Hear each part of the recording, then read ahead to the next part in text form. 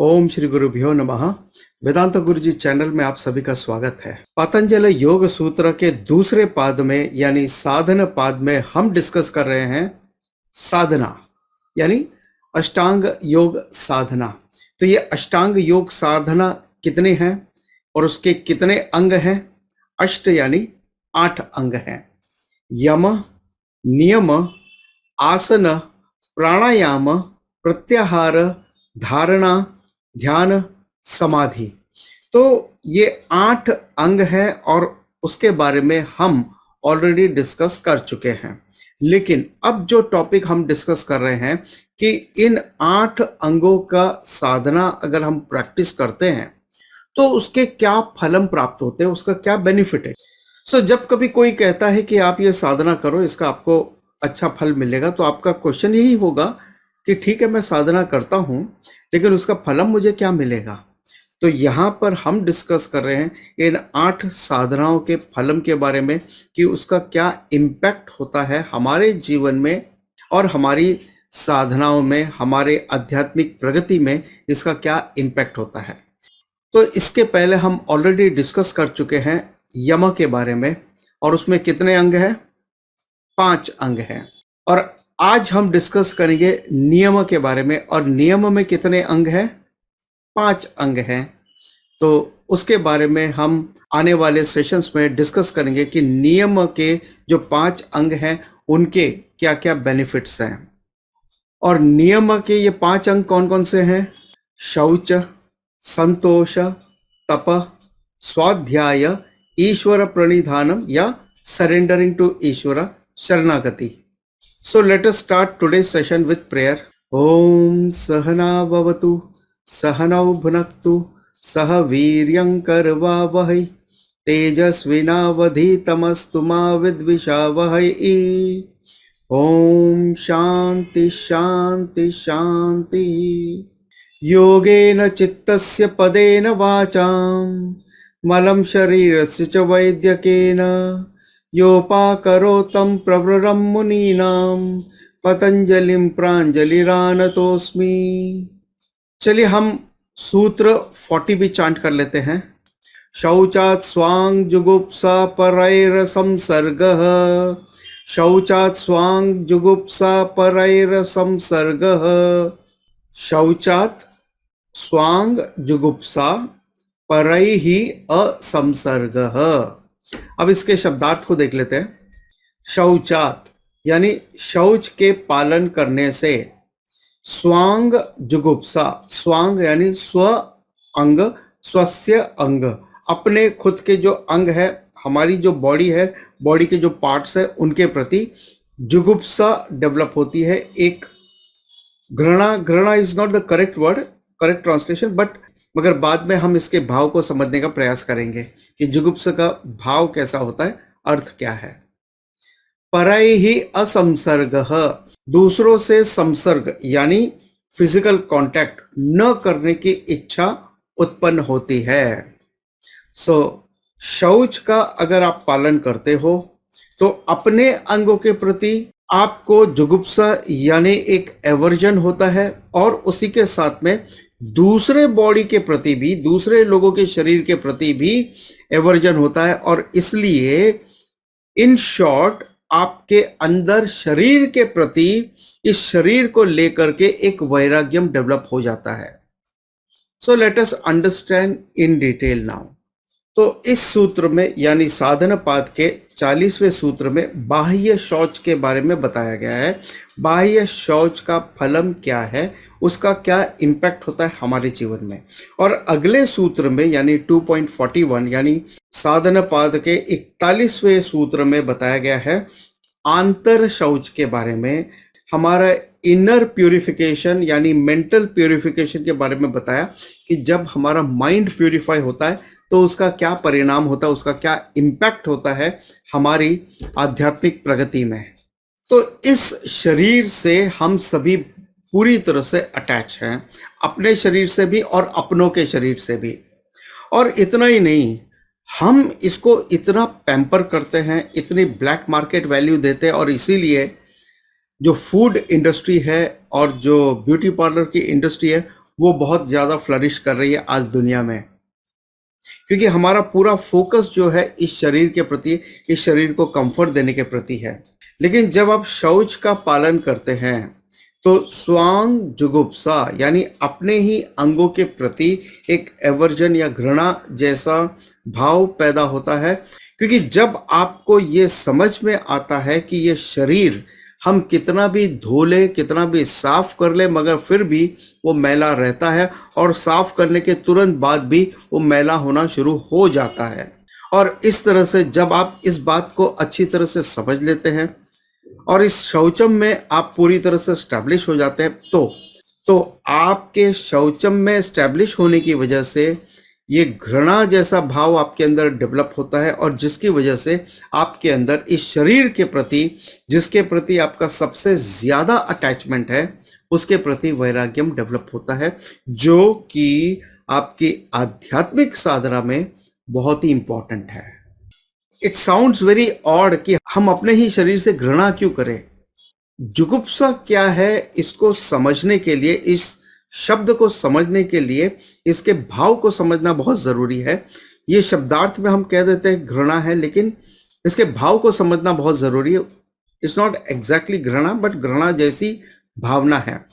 अब for example, कल रात को आपने दुनिया का सबसे बढ़िया पिज्जा लिया with the extra layer of चीज, विद ऑल एग्जॉटिक वेजिटेबल्स की टॉपिंग के साथ में, और जो जो आपको चाहिए वो आपने लिया। 12 इंच का पिज्जा पूरा, और उसके साथ में आपने लिया कोल्ड ड्रिंक और वगैरह, आपको और जो कुछ चाहिए वो सारी चीजें आपने ली, और आपने बहुत अच्छे से एंजॉय किया था कल रात में।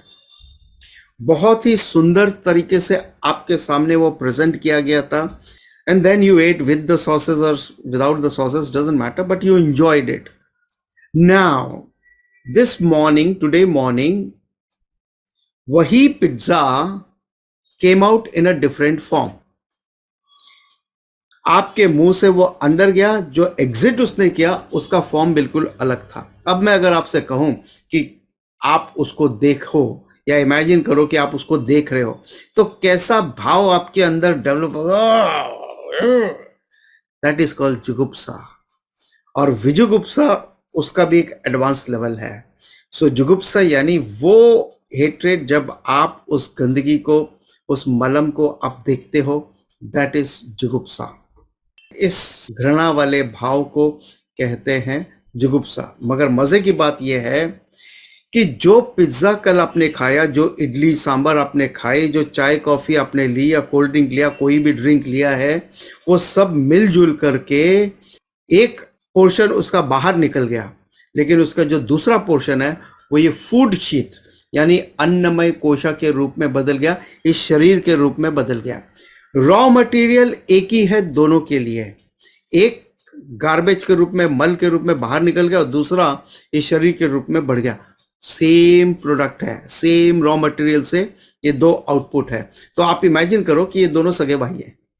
तो जब आप इस तरह से प्रतिपक्ष भावना से इसको देखते हैं, तो आपके अंदर जुगुप्सा वाला भाव डेवलप होता है।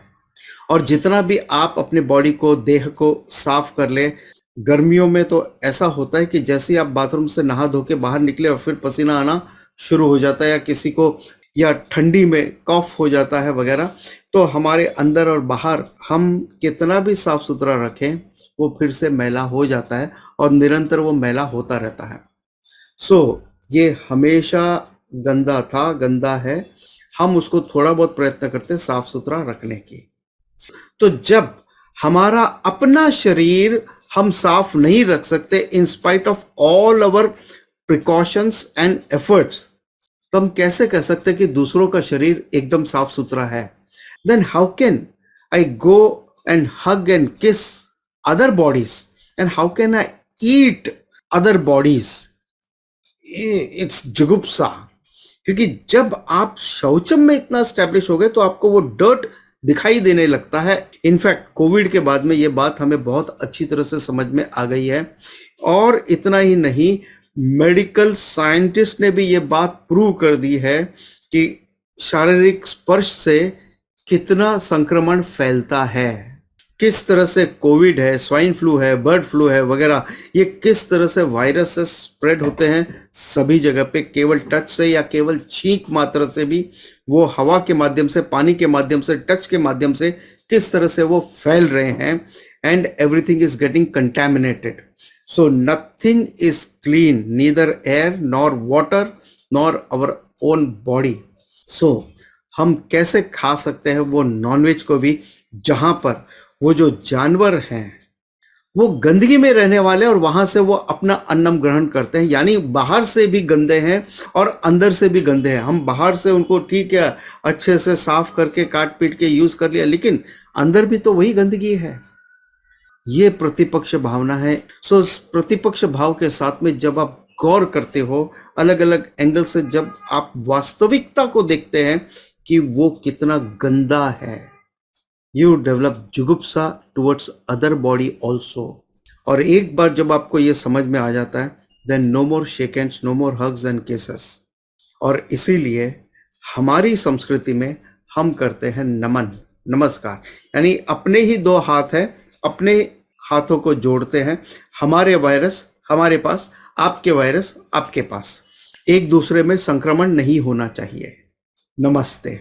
And doctor uses PPE kit or gloves and mask as prescribed by the medical science. So science भी इस बात को मानता है कि ये शरीर कितना गंदा है और किस तरह से वो संक्रमित हो जाता है दूसरे जीवाणुओं से, दूसरों के संपर्क में आने से. तो जब आप इस तरह से शौच साधना में स्टैब्लिश हो जाते हैं, so you develop aversion towards your own body as well as towards other bodies also, and it results into वैराग्यम यानी डिटैचमेंट. तो आज हमारा भरपूर अटैचमेंट है, पूरा अटैचमेंट है अपने शरीर के साथ में, and this is the last attachment to go. It's very difficult to remove this kind of attachment. तो इस तरह से शौचम के भाव से हम अपने इस अटैचमेंट के साथ डील कर सकते हैं. बट क्या करें, हमारा जो माइंड है it has its own likes and dislikes, और जिसका कोई लॉजिक और रीजन नहीं है, अपने राग द्वेष का कोई लॉजिक और रीजन नहीं है. So our mind should be purified which is explained in the next sutra. तो शौच का ही दूसरा फलम है आंतर शौचम. तो सूत्र 40 में हमने डिस्कस किया था बाह्य शौचम, और सूत्र 41 में हम डिस्कस करेंगे आंतर शौचम. भीतर का शुद्धि का फलम क्या होता है वो बतलाया है सूत्र 41 में. हमने अभी शुरू किया है वेदांता का कोर्स, तो जिसमें हम शुरू कर रहे हैं भज गोविंदम के साथ में, और जिसका पहला श्लोक होगा आने वाले मंगलवार से. सो हर मंगलवार को शाम को 8 से 9 बजे होगा ये एक सेशन हिंदी में, जो आप कोई भी जो 18 साल के ऊपर है वो अटेंड कर सकते हैं. और उसके लिए नीचे गूगल फॉर्म का लिंक दिया है और टेलीग्राम का लिंक भी दिया है, आप उसे ज्वाइन कर लें. और यहाँ जो QR कोड दिया है उसे भी स्कैन करके आप गूगल फॉर्म को भर दीजिए, या हमारे जो व्हाट्सएप ग्रुप है आप उसको ज्वाइन कर सकते हैं. तो ये हमने नया कोर्स शुरू किया है जिसमें हम सीखेंगे सिस्टमेटिकली शास्त्रों को, word by word, para by para, words by words और टेक्स्ट बाय टेक्स्ट. सो एक एक टेक्स्ट हम लेंगे और उसको डिटेल में उसको समझने का प्रयास करेंगे. सो हर सेशन के अंत में आप आपके क्वेश्चंस या डाउट्स जो है वो क्लैरिफाई कर सकते हैं related to that session. So you are most welcome to join the course. और इसी के साथ हम कंक्लूड करते हैं आज का ये सेशन. अगले सेशन में हम फिर मिलेंगे और जानेंगे नियम के क्या प्रभाव है, क्या इम्पैक्ट होता है हमारे आध्यात्मिक ग्रोथ में. So let's conclude with the prayer. ओम पूर्णमदः पूर्णमिदं पूर्णात् पूर्णमुदच्यते पूर्णस्य पूर्णमादाय पूर्णमेवावशिष्यते. ओम शांति शांति शांति. ओम तत्सत.